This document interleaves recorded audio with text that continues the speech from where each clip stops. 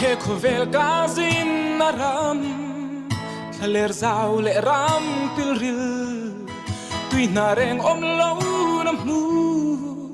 thina ten tha an zarna lun lo tul nu chon rama a chau trino ka shin nu ni hi ka velin tin min min bom nun no kong ka chui thiam lo sa tua la lia no lo nai la i mel moi min hu ti ro e re thei chau le se ruak ya i khong ai na ka ron dil min nar su o kalal duom i ong hang in min bom la min hum hi min min mon ro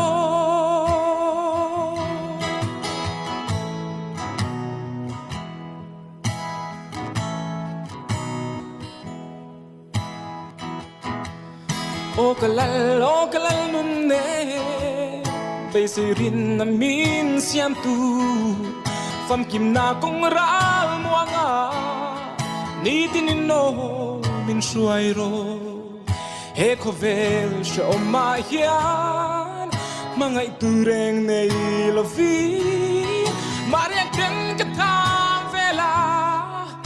oi su min tham dam ro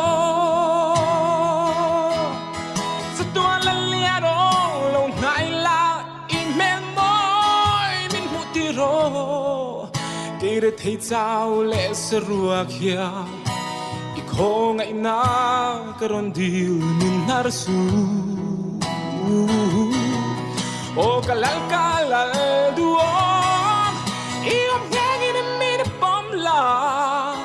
min hum hi min mon ro o kalal nun nemo lo nai la mel min mu ti ro ke re thei chau le se ruak hia i khong ai na ka ron dil min nar su o kalal duom i ong hang in min bom la min hum hi min mon ro